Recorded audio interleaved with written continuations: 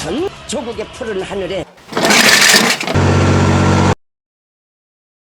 Tribuners, dunia saat ini sedang tidak baik-baik saja. Perang Ukraina sudah memasuki tahun ketiga. Serbuan Israel ke jalur Gaza telah merenggut puluhan ribu nyawa penduduk Palestina.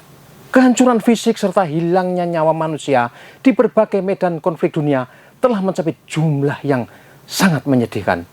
Perlawanan terus terjadi di Yaman, Suriah, Iran, Irak, dan banyak spot konflik lain di benua Asia maupun Afrika. Ketegangan politik di Laut Cina Selatan, Selat Taiwan, dan Semenanjung Korea tidak juga mereda.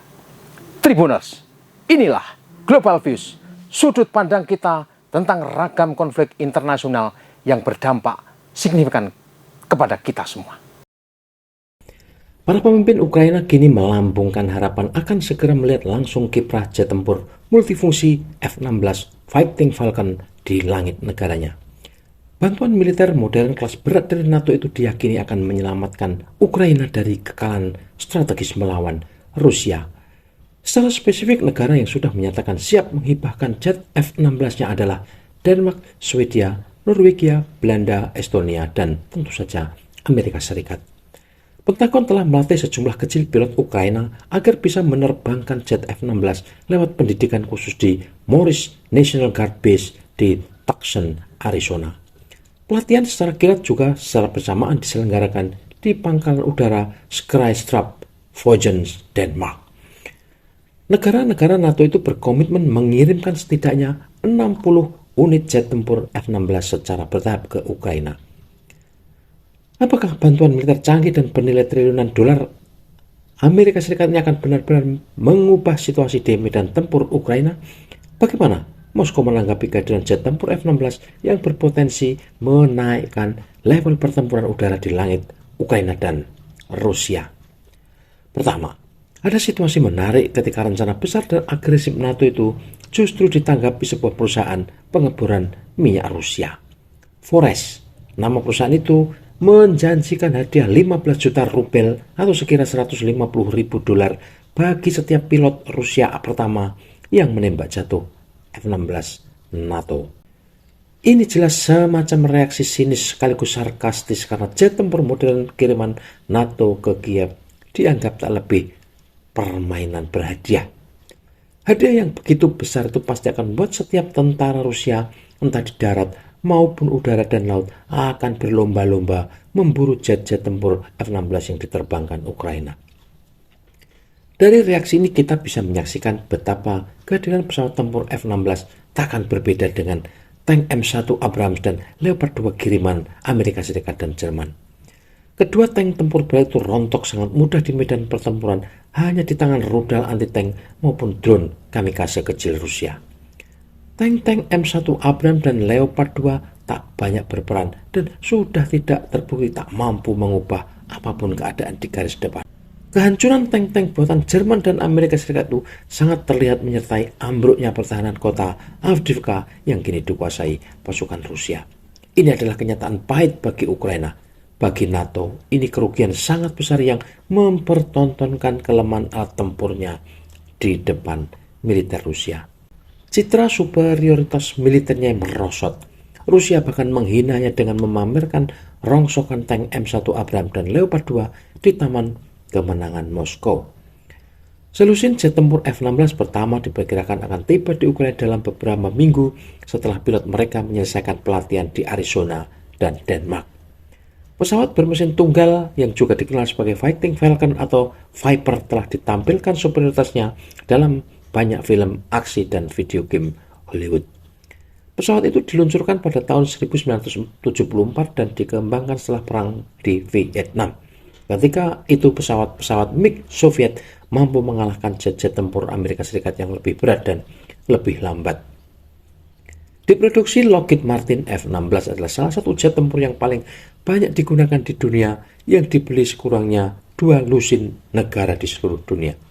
Indonesia dan Singapura adalah 2 negara di Asia Tenggara yang mengoperasikan skuadron tempur F-16 Fighting Falcon dan varian terbarunya. Namun 50 tahun setelah peluncurannya dan dengan munculnya jet-jet tempur generasi baru, pesawat ini diyakini tak akan menjadi penentu perang Rusia-Ukraina. Infrastruktur pendukung lapangan di Ukraina diperkirakan menjadi titik lemah baru. Banyak lapangan terbang militer Ukraina yang berlubang-lubang dan dipenuhi oleh kerikil. Ini menyulitkan dan tentu saja akan membahayakan mesin F-16 yang letaknya sangat rendah dibandingkan pesawat-pesawat tempur sejenis. Juga berbahaya bagi roda-roda pesawat terbang itu saat take off maupun landing.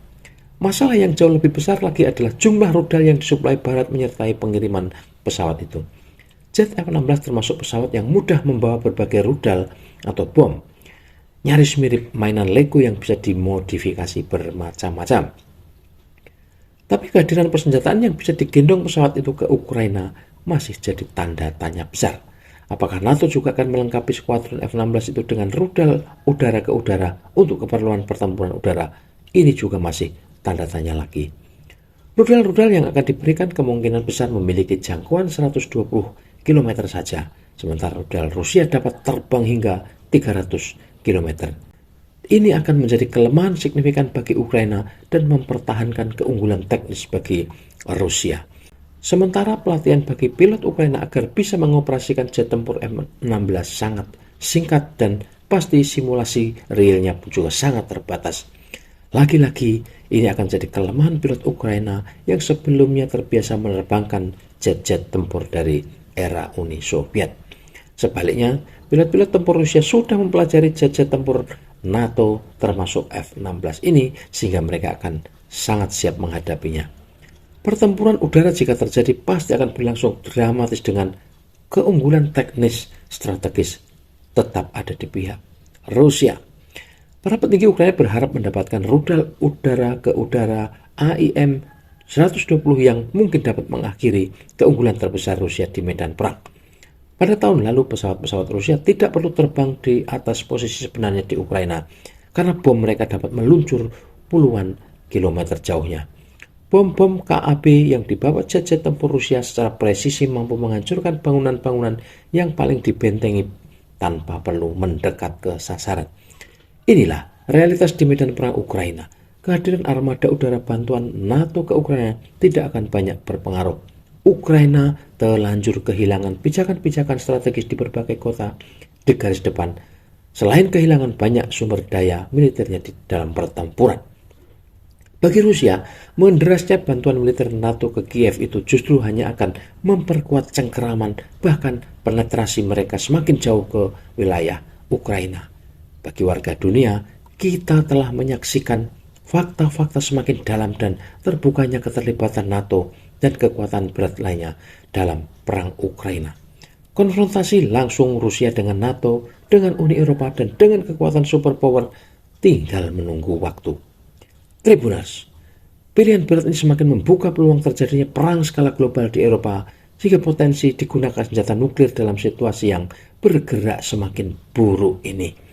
Ukraina akan bertambah hancur dan bahkan mungkin bisa lenyap jika Barat tetap memaksakan kemenangan demi mempertahankan dominasi dan hegemoni mereka di planet ini.